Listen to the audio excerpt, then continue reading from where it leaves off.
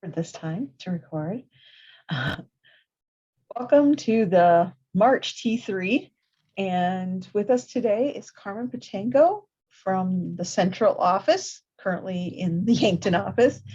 And she is going to talk to us about the, because it's not a program, PrEP initiative, the PrEP. I call it an enhanced service delivery model. Yeah, because that's easy to roll off your tongue. I wanted to choose something simple and decided that was the best. And Aaron was not able to join us today, and he generally focuses on the youth part of it, and Carmen focuses on the adult, but Carmen is going to present on both of them today. And hopefully, if you have some Q&A type time, we'll give you an opportunity to ask some questions to people other than John and I, who don't really know and make things up. I mean, that's me, I mean.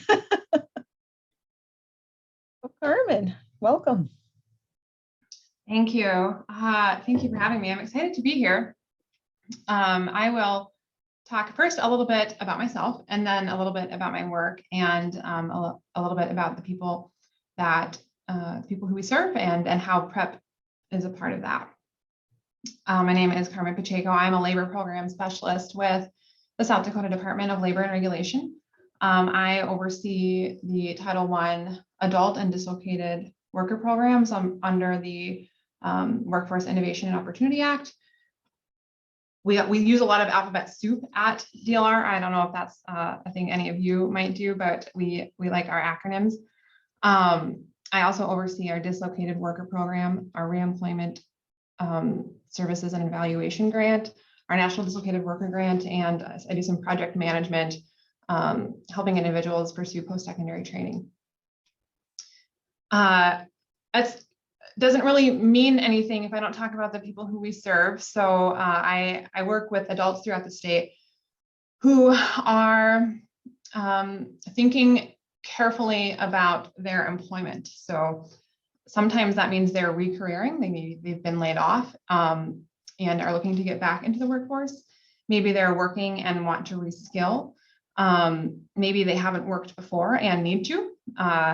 I have a special project right now with folks who are incarcerated at the women's prison and will be entering the workforce here this summer. So some preparation going on there. I write policy and develop programs and think carefully about how we can maximize federal dollars here in South Dakota when we are talking about workforce. So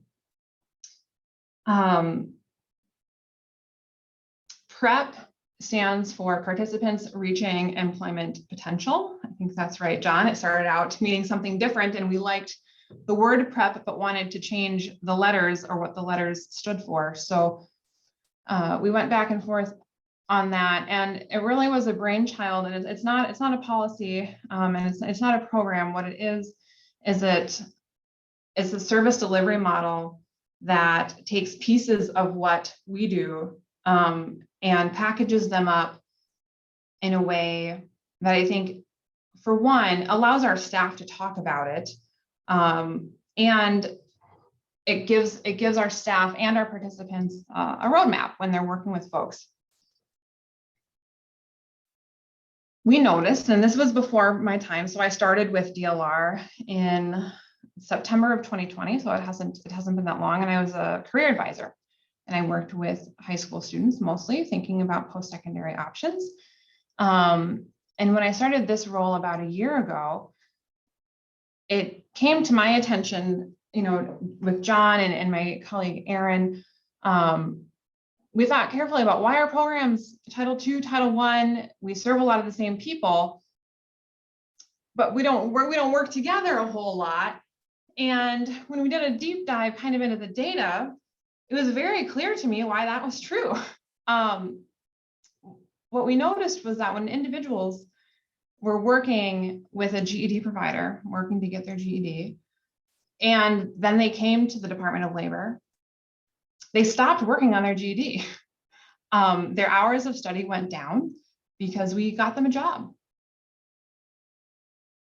And that's not really good for anybody. I mean, least of all that individual who was brave enough the first time to walk into your doors probably and start studying for their GED. But at the end of the day, like, I mean, I have bills to pay too. So I understand the need to make money, to be in the workforce, but that doesn't,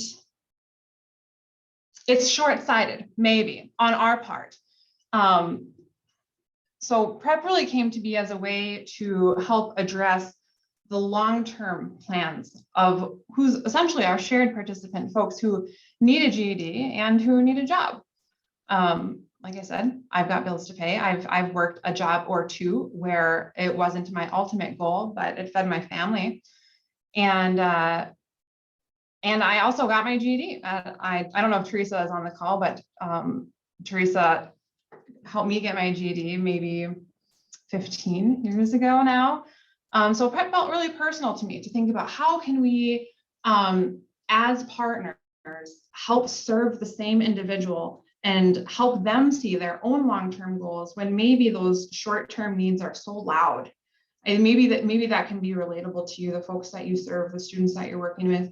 Those short-term needs, transportation and my electricity bill, and my mom is sick. The less resourced you are, the bigger those very acute problems can become.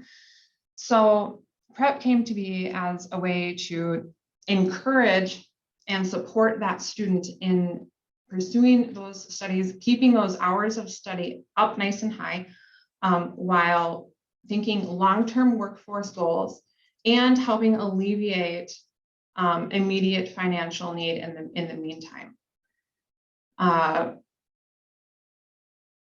That's kind of my elevator pitch about it. Now, what I think is maybe the coolest thing about prep, not that it hasn't been without some growing pains along the way, but before prep, as far as I know, there wasn't a formalized communication loop between our programs, between Title I and Title II.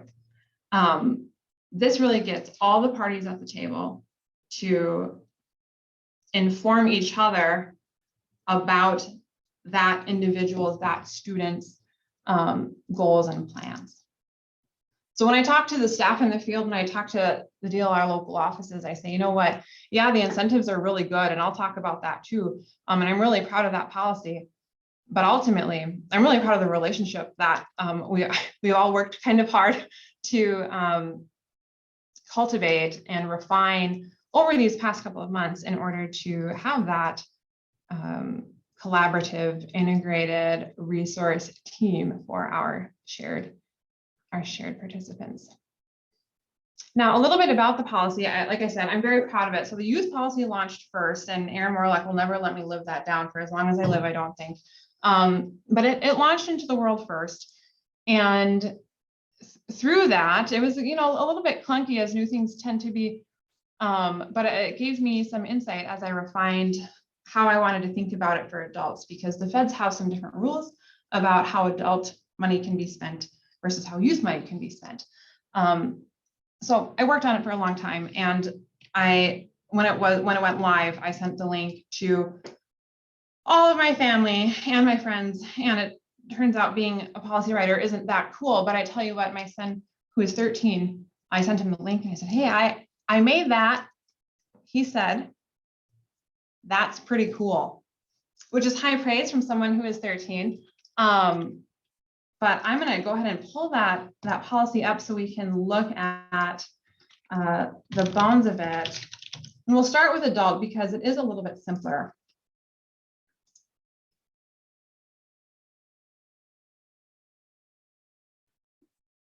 Okay, we'll go like this, and I will share my screen.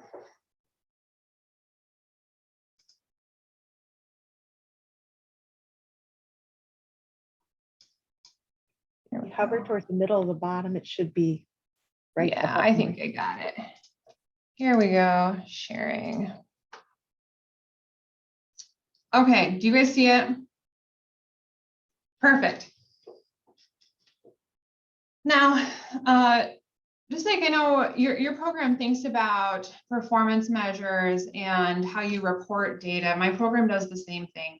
And with adults, I can't take credit. A GED doesn't report anywhere for an adult for me, unless it's a very specific circumstance. That's pretty unusual. So I was able to say, oh yeah, it would be great if someone could work on their GED and also pursue some sort of formalized training, like a welding certificate, or I'm trying to think of what other, it's a barrier to get to post-secondary training if you don't have that GED. So while it is nice when it's able to happen, it is quite unusual. So I do have, it's secondary education and training, because of course, education and training mean two different things. And here we go, here outlines the responsibilities. What's the education provider's role? What's DLR's role? What are those, what's the participants, like what is the participant contributing to that plan? And the development of the plan, sometimes we call it a roadmap. We don't call it a JEEP anymore, that Joint Education and Employment Plan. Essentially, what we want is a plan that's informed by all parties. And that is the hallmark of what PrEP is. But we're also willing to put our money where our mouth is, right? We notice that the performance shows that individuals don't do as well when they're co-enrolled, and part of that is financial. So we've got some support services in here, and I've had some conversations with some of you about support services for adults, and housing is one that we have listed in here. It's not the only one. I think there might be an addition or an update to the policy that might outline childcare. Individuals who are participating in PrEP sure can access childcare support services as is. It's just not listed in this spot, but I think I might list it here just to help remind us that it's possible. And then kind of, how are we keeping track of how this person's doing? We do this with all of our goals and all of our employment plans. We want to know, if this is the goal, what is the timeline to the goal, and how are we going to know what our progress is towards the goal? So there's that monitor form, which sometimes, bureaucracy, we like forms just for the sake of forms, but what this one's really meaningful, and it matters a lot because it helps that DLR case manager understand how the student is doing. Are they progressing are they progressing like the education provider thought they would? If not, that's a good prompt for us to say to that student, what's going on? How can we help? What do we need to adjust? It's really a conversation piece. And in the youth program, it has some additional meaning, and we'll look at that in a minute. And then, we just talk about how long can PrEP participation last? And essentially, it'll last as long as it lasts. We want to reevaluate the financial commitments we make to folks every 6 months. You all know that federal budgets can fluctuate some, so we don't want to overpromise if ultimately we're not going to have, we don't want to make a 3-year plan, because I don't know what anyone's budget is going to look like 3 years down the road. But that 6-month reevaluation really just is another opportunity to come together after half a year of working together and see how that participant is advancing towards their goals, and look to see what that next half a year of not only financial assistance, but case management can look like.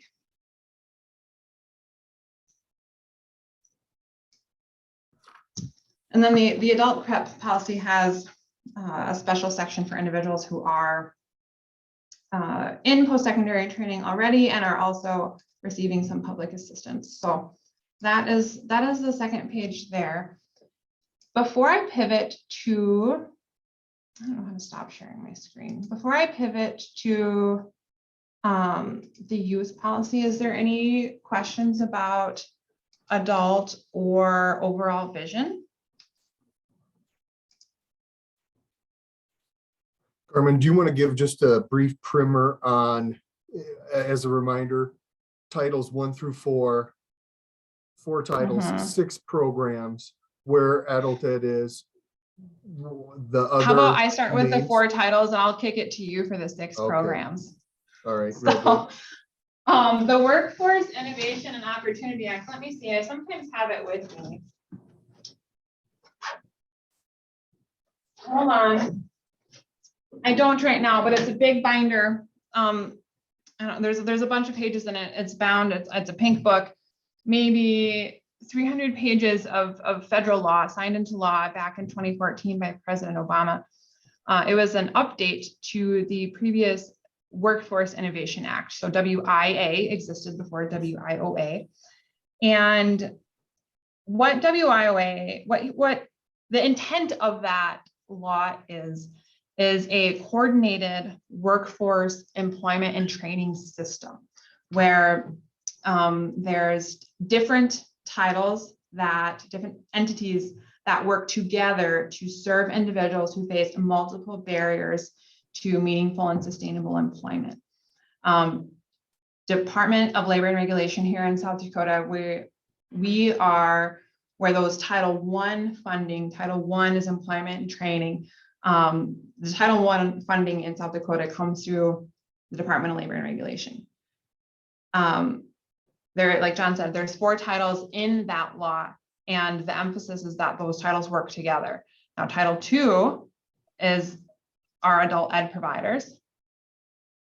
Title III is, Title IV is voc rehab. Who's Title III, John? Wagner Pizer, but we know Wagner them more Pizer. as So our job services.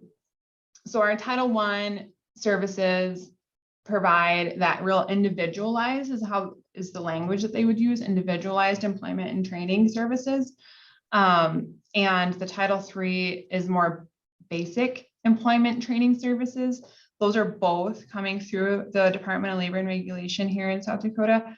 And then we've got Title II for adult ed and Title IV for voc rehab.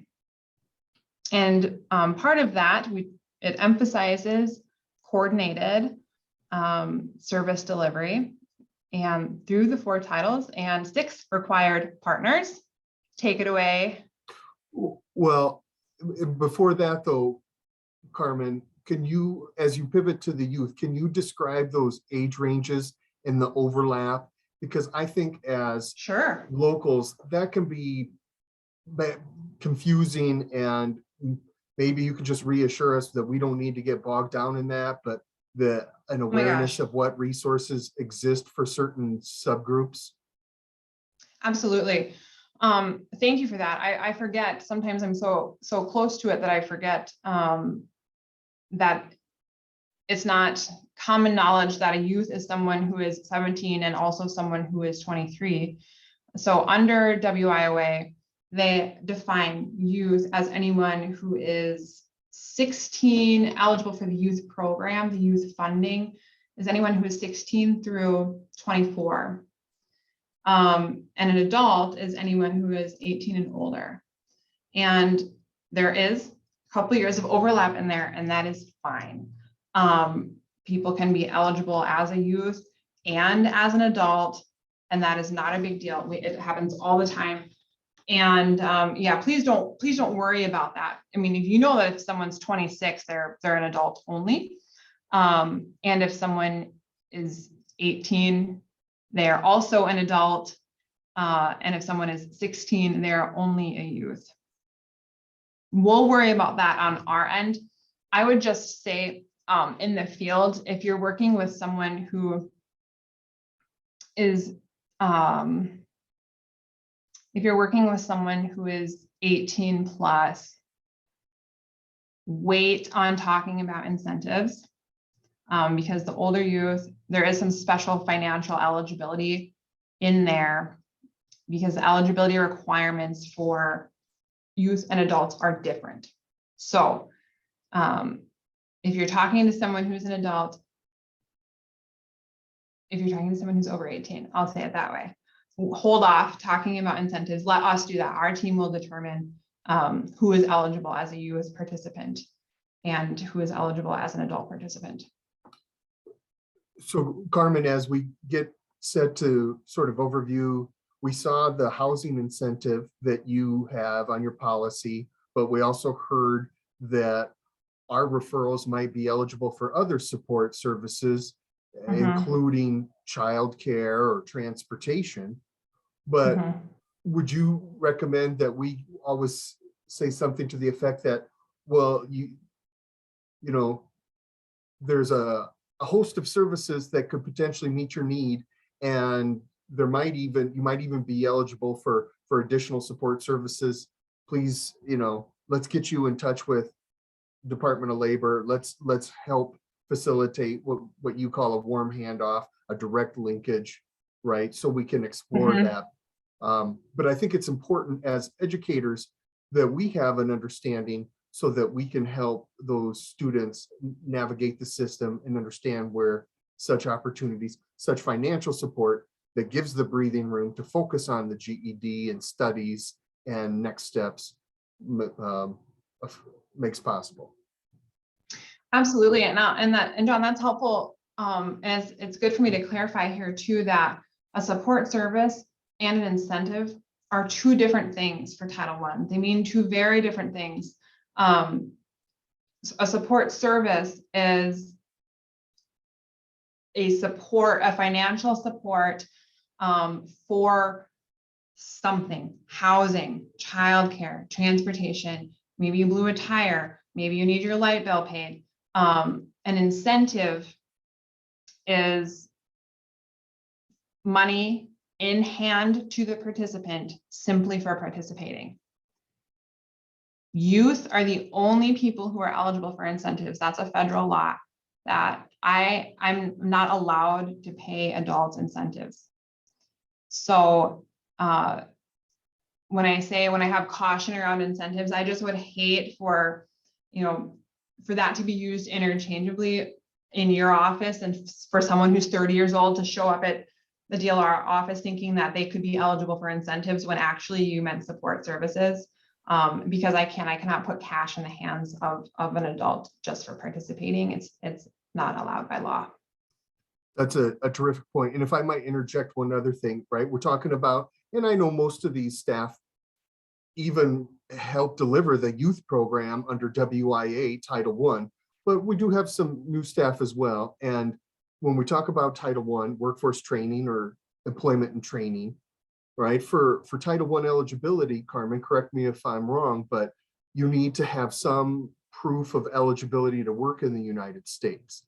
But with that, you potentially might be eligible for incentives or support services, where with Title II adult education, we don't have a federal requirement that a student or a student would have to show eligibility to work for our programming. That's not a federal requirement for us. However, Title II also does not have funding that we can provide directly to students. We can't help students with our grant funds purchase a bus ticket or childcare or any of that. So I think that's just important to know some of the, and of course our funding comes through the U.S. Department of Education, and Carmen's funding comes from the U.S. Department of Labor. So there is this, these competing statutory limitations with which we have to coordinate, communicate, and collaborate. Thank you. Right. And I would say, don't get too in the weeds on it. Let me do that. Let John and I do that. I tell this to the local offices too, because I think the folks who are serving the customers, the people who are working with the students, you care so much. I've never case managed. I'm case managing some individuals for the first time in my entire life. And I have a new reverence for the kind of care that goes into the work that you do. And I know that a lot of the questions I get about wanting to do it right come from such an excellent, well-meaning place. But let me be in the weeds on where the money comes from. That I get paid a full-time job to do that. Just with some simple delineation where, like, for as long as you know, support services are different than incentives. That's fine. You know that. I'll worry about the rest. For you to know that someone who is between 18 and 24 can be a youth and an adult. It's good for you to know that that's perfectly fine. It probably doesn't really mean anything to the person that you're serving. And the nuance of the funding streams, that's my job. You know, like, don't worry about it. I'll take care of that piece. I want it to only be like I want to give you enough information that is helpful, not so much that it doesn't feel helpful anymore. So support services, different than incentives. People can be co-enrolled as youth and adults. And yes, in order to receive financial support with the Department of Labor, we do need I-9 documentation. If you're working with someone who does not have that, and they say that they're eligible to work in the United States, like maybe you're, you know, we serve a lot of individuals who are from a different country too. And if you're working with somebody who doesn't have the documentation that you're used to, maybe like a driver's license or a birth certificate or something like that, if you have questions about whether they'd be eligible with the documents they have, please reach out. Please reach out to your DLR local office. They'll be able to help you. We have funds to help acquire documents if they exist somewhere else. And if someone is not eligible to work in the United States, they're still eligible for Wagner-Peiser services. So we can still serve them, just not through like financial support services. I actually was just talking about that with the Aberdeen local office, because I think there can be a misconception sometimes that because we work with the labor force that we can only serve people who are eligible to work in the United States, and that is simply not true. That documentation does provide access to an enhanced level of services, including financial services, but we are happy to help anyone who walks through the door. Thank you for that context.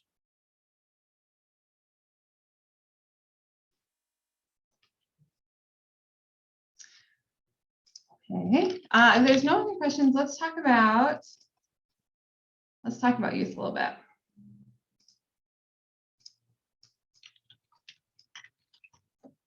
Instead of like bookmarking these policies I talk about all the time, I Google them every time. I could tell you the policy number in my sleep, but I won't just save it as a favorite. So the youth policy is gonna look like the same thing, and this is one of those too. Don't think too much about it, but just some basic familiarity maybe will help provide some context and help you talk to your student about what they can anticipate when they work with us.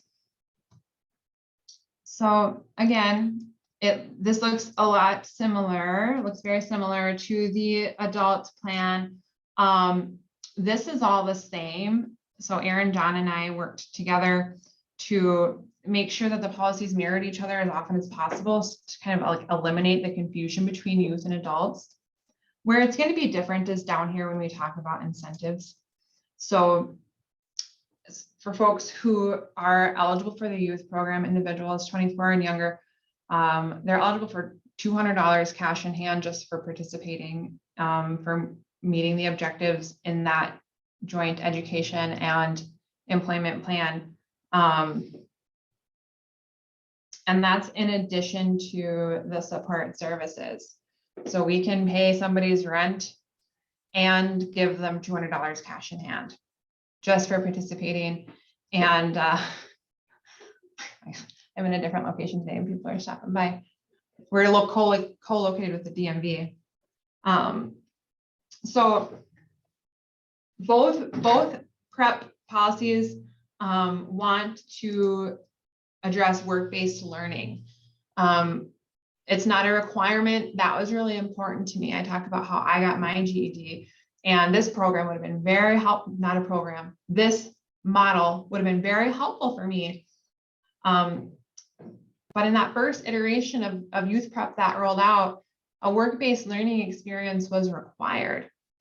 And for most students, that's excellent. For most students, that is a bridge to meaningful workforce engagement.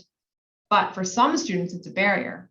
And I am not willing for those students to not have access to this kind of support. So when it makes sense, I want individuals who are pursuing their GED to also be in a work experience or a paid internship or an on-the-job training.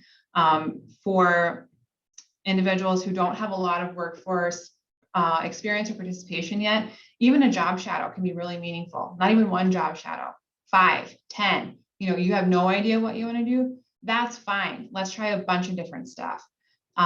Especially while maybe some of the financial stress that you typically would experience is alleviated by this enhanced support right now. Let's work together and try to get exposure to a number of different things.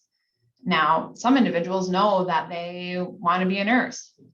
Excellent. Let's get you a paid internship at the hospital, at the nursing home. Like let's get you as close as possible to what you think you want to do, and we'll pay you. That the employer doesn't have to foot the bill for that. WIOA will foot the bill for that. It helps the student get some exposure.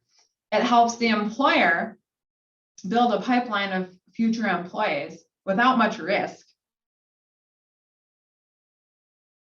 continue to pursue their studies in a way where they get to also make some extra cash.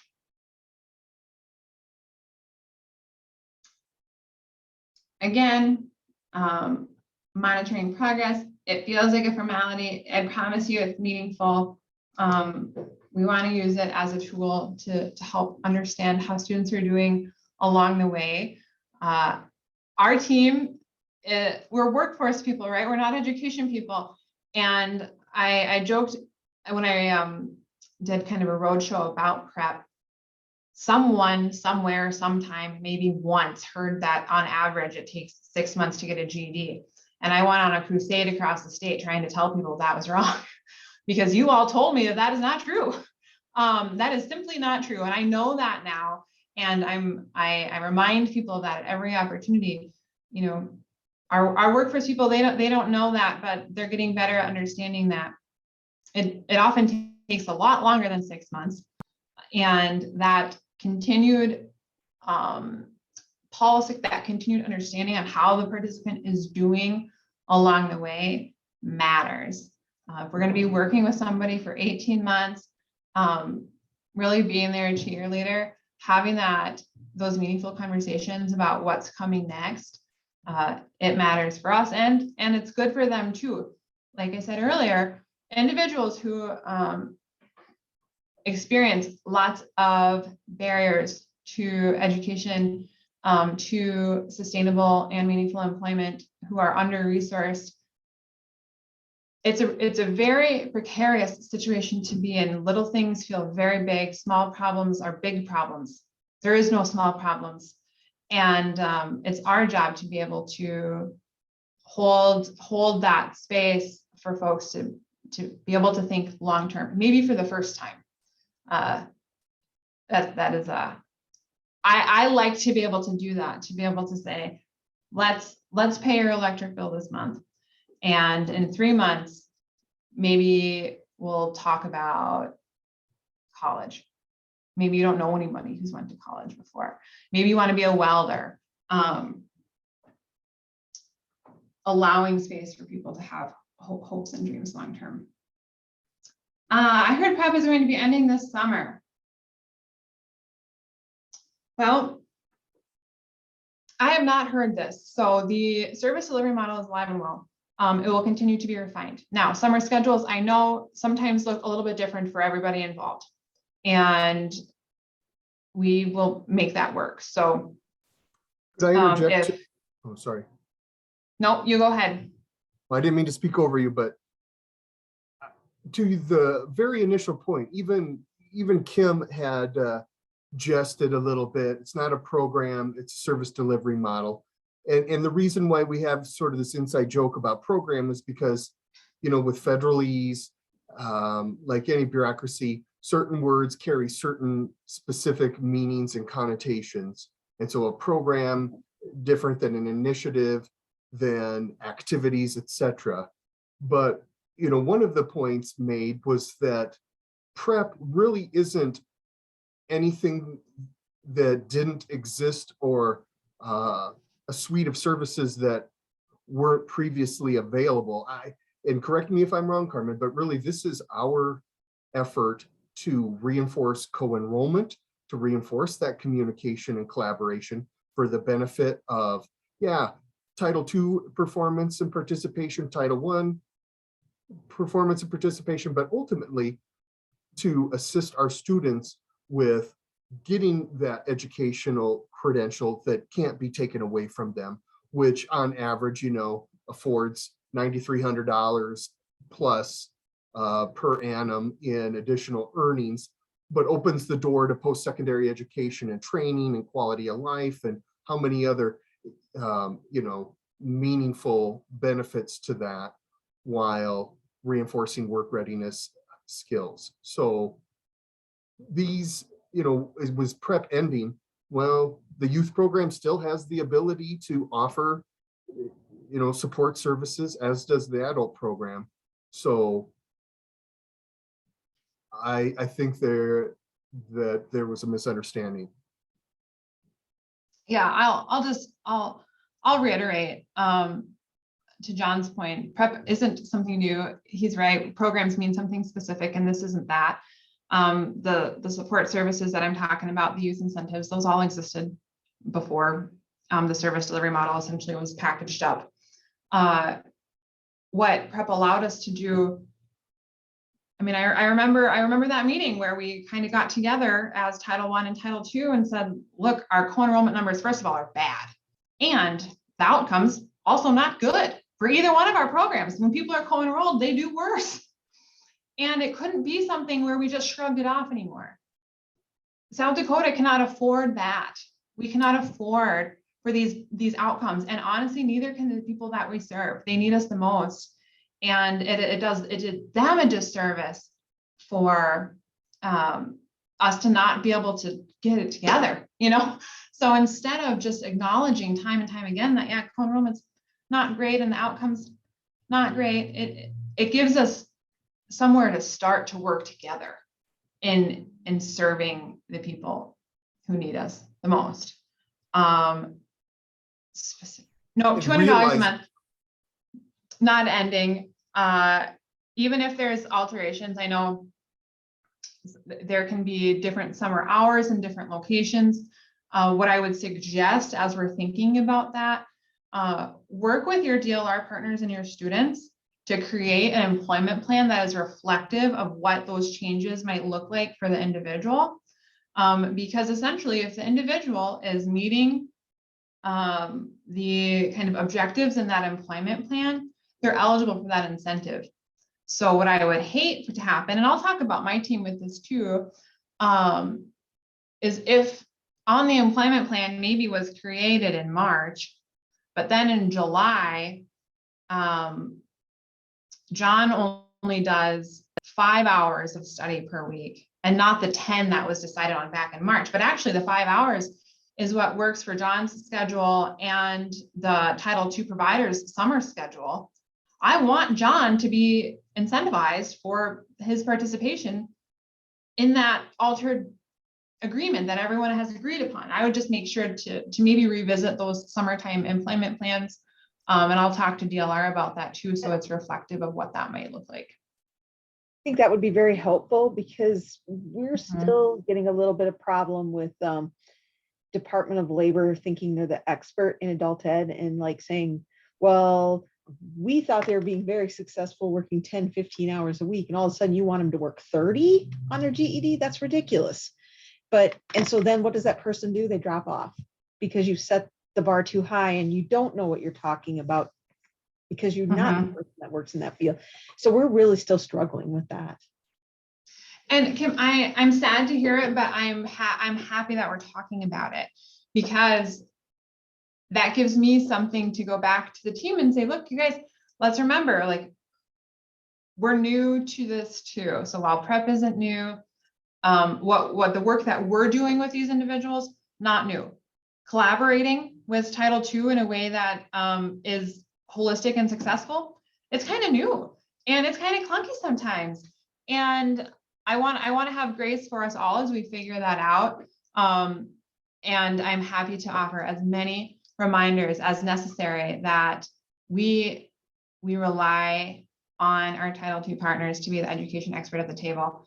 This cannot exist without, like, the whole point is to rely on their expertise at the table. The whole point of it is so that these plans are informed by that very expertise to help set these students up for success. So I'm happy to offer that reminder, and I'm happy to come in and kind of navigate difficult conversations if it's necessary too, because I know that DLR wants to just do the best by the student.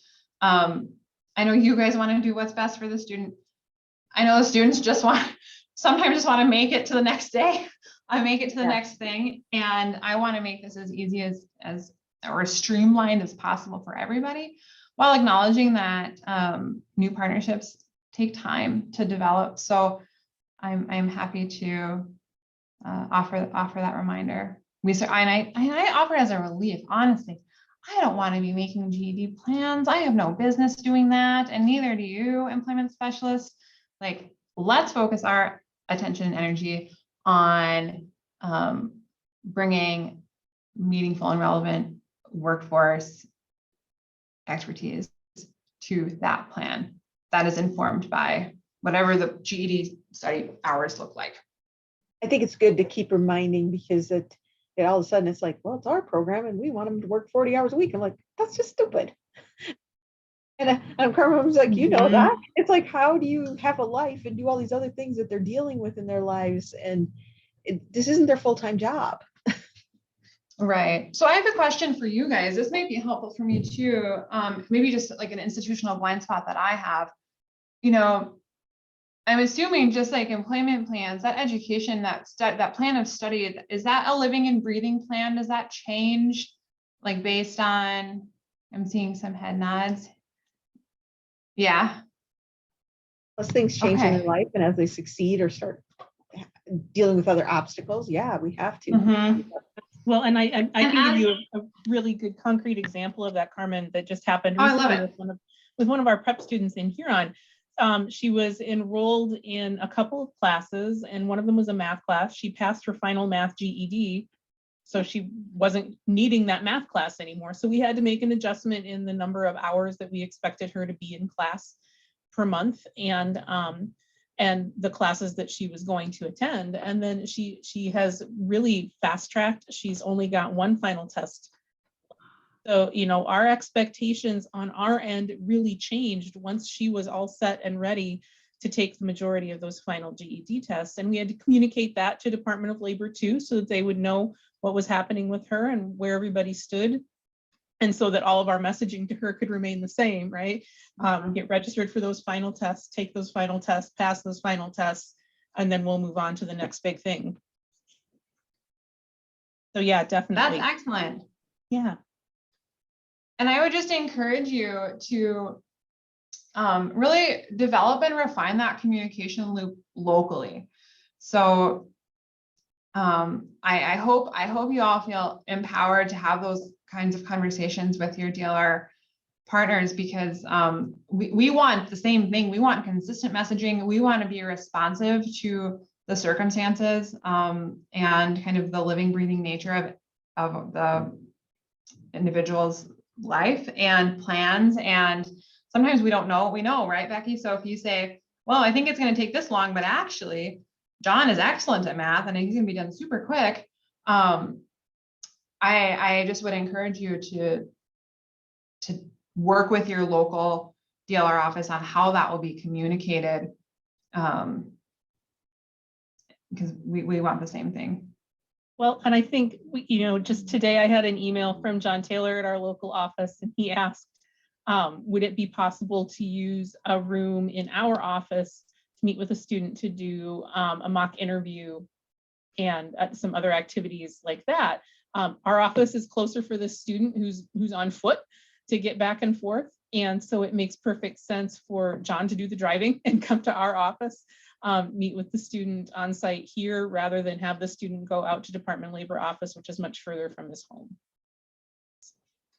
Thank you for Terrific. sharing that Yeah. with me. I am real- delighted to hear that. So these are the kinds of things, I know I joke that I'm not a case manager by heart, but this is the kind of stuff that's so helpful for me to hear, because I was telling Kim before everyone joined that I don't often hear about things until they're either going really, really bad or really, really good. So, you know, hearing that kind of like day-to-day collaboration really puts a skip in my step. Well, and I don't want to digress too much, but just as a brief aside, really on behalf of the Title II program and my predecessors and everything that the current and previous providers delivered, to your point, Carmen, there wasn't a mechanism, but there has been collaboration betwixt adult education and the local offices over the past decades, whether it was under the Job Training Partnership Act, WIA, or WIOA.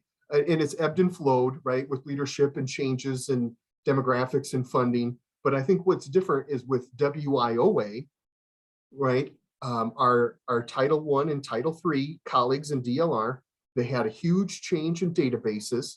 And so they were offline for years, really, as they made these transitions, and everyone in Title II had to realign. And now all of a sudden we're gathering median earnings and we've got barriers to employment. So we had to really align with US Department of Labor metrics. And now we have this combined jargon, which they call it the joint PIRL, right? The participant individual record layout, but it's essentially common measures, right? We all are reporting measurable skill gains now, and second quarter, fourth quarter employment and median earnings, etc. And so now DLR has the impetus to report measurable skill gains. And a couple of those ways are evidence through a pre-test, post-test educational functioning level gain and or a successful GED credential. So now there are sort of the lingua franca, the shared language across those common measures for us to collaborate. And this is a way, Carmen, and kudos to you and Aaron for help reinforcing these efforts. I'm so happy that we're doing this. I wasn't here for WIA, and I know that, and I've heard it as I tour local offices to say, like, how are things going with your adult ed partner? And I often get stories about how 10 years ago it was like this, and now it's like this. And what PrEP really has done is it's taken that data that we've been able to collect for the first time, and it was not good. And humbling, right? To be able, like, oh, I know we have good intentions, and I know we're serving the same people, and they have all these barriers, and we're trying, but it's not coordinated. I think sometimes we just didn't do a very good job at it across the board. I mean, I know that on the local level in some places, the relationships have been strong for a long time, and that's great, which is why, as a statewide policy writer, I want to provide the bones to something that can address a generalized issue that the data says. The data says across the board, performance, not good. Co-enrollment, also not good. Data doesn't take into account local office relationships necessarily, but I wanted to provide a framework, a statewide framework, to formalize mechanisms of communication when serving this population. And then essentially leave the rest of it to the local level. And I think when it rolled out, that almost felt maybe the opposite of helpful, you know, where the overview is here, but it's intentionally not procedural. I don't want to prescribe procedure, because in the unique state like this, where Huron works this way, But Lemon, South Dakota works in a different way, and Sioux Falls has a transit that's, different. Like I don't want to write procedure from Peer for the whole state and completely disregard the unique needs of communities and disregard their relationships that have existed for a long time. So I hope that local autonomy to build those relationships and to develop that procedure, I hope that feels empowering. That's the intent. I want that to feel like you guys get to decide how it works best for you with your local DLR office. Yeah. And I'm here to back you up if you need help. Well, but I'm not going to prescribe procedure. And I want to formally acknowledge and praise you for, in these conversations with our DLR colleagues and supervisors, how you've been very sensitive to Title II processes, protocol, and prerogatives. So thank you for that. And I would also plug too, it's really exciting. It was announced a couple of weeks ago with Nora, but now DLR has access to the LACIS records that are co-enrolled, and you have access to see which students maybe are missing their social security number. And we'll talk about that more during tomorrow's LACIS webinar training. But the point is that now that this data sharing mechanism is in place, DLR local office staff, if you're keeping your LACIS records up to date, they can get those data without haranguing you, without bothering you. And so when you do converse and have your integrated resource teams or those conversations, it's not about data points and hours and scale scores and TABE data, but about progress and qualitative situational, oh, so-and-so is doing well, but something had happened at home, or there's some issues with the car, we might need to look at transportation intervention or something like that. And thus far, I know as of a month ago, what the youth program had contributed over $12,000 in support services. No, John, I have a slide for that. And I'm glad that you reminded me, because I Good. almost forgot to share it. But on the data piece, oh my God, we're relentless, aren't we? Like, we really are. I know as prep has rolled out, that has been something I've heard loud and clear, is that DLR just will not stop asking for these data points. And I promise you, it was not to be annoying. And I had a lot of concerns actually, and John can attest to centralizing that data, because I didn't want to eclipse a conversation that would be possible, but I'm with John on this one. I heard that it was terrible getting a million phone calls from the local office trying to understand where their participant is in the world and in their plan of study. Yeah, I'm glad that we have centralized that. I love that dashboard. Okay, this is what I wanted to share. And as you share your slide, I just wanted to note, Sarah had made a follow-up comment. Maybe you saw that. She provided a little bit more clarification. She heard specifically that the $200 per month. I'm assuming that's a conjecture. Oh my gosh. $200 youth incentive. If Aaron Morlock was here, he would tell you that he has millions of dollars in his youth budget. He has and he really does. And we tease each other about it, because the youth budget is notably heftier than the adult budget, has been forever, and rightly so. If we can connect youth with meaningful employment and training opportunities, they'll be less likely to need us when they're grown-ups. But we have youth money coming out of our ears. Please, $200 a month for your youth who are participating is excellent. We've got money for it. Okay.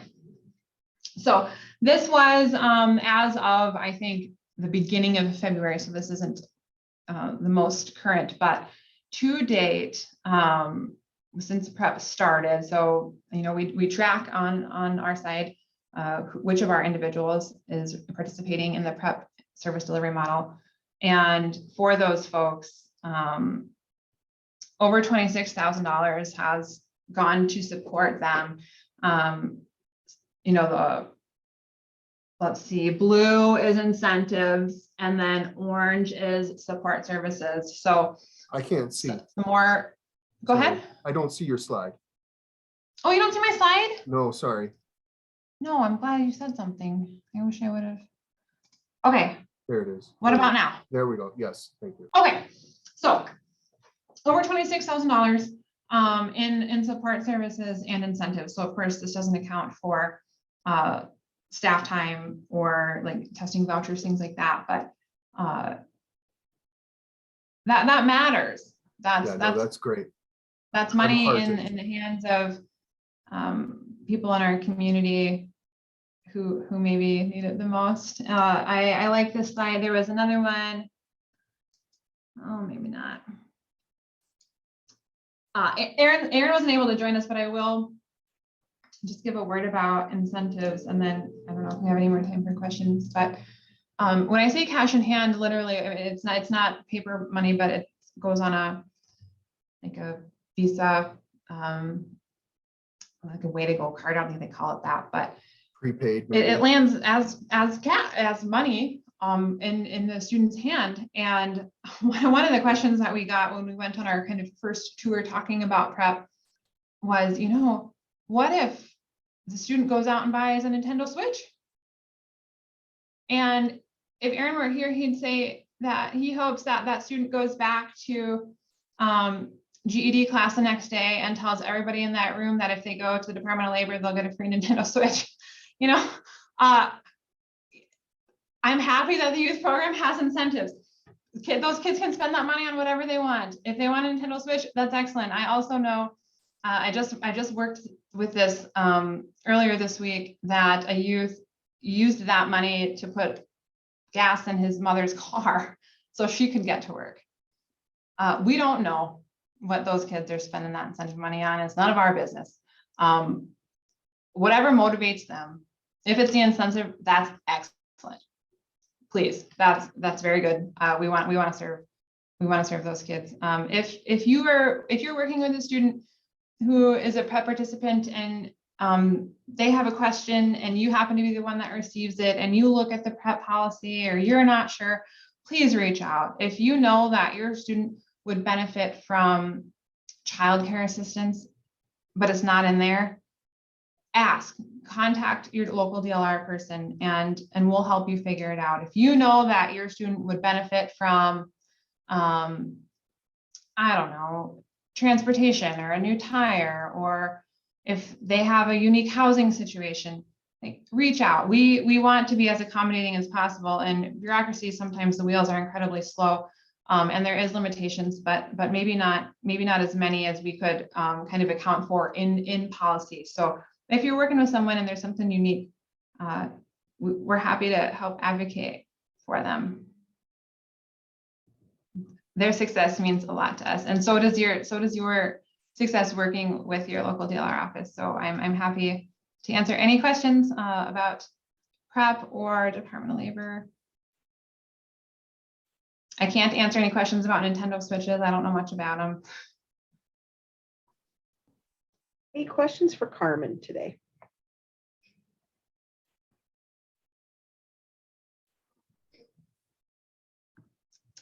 I drove this morning. I was listening to a podcast as I was in the car, and it was about workforce and community building. And the guest said, I don't want to change the world. I just want to change the world a little bit, just a little bit. And I think about how Teresa changed my world by helping me get my GED. And I think about the work that you all do, helping your students get their GED. And it changes the world a little bit every day. And I could be a real sap sometimes, but I just appreciate all the work that you do. And I'm happy that this partnership is growing all the time. Well said. Thank you, Carmen. Yes, thank you, Carmen. You're welcome. Thank you, guys. Please watch your email for the next T3 information for April. Thank you. Take care, everyone. Enjoy the lovely weather.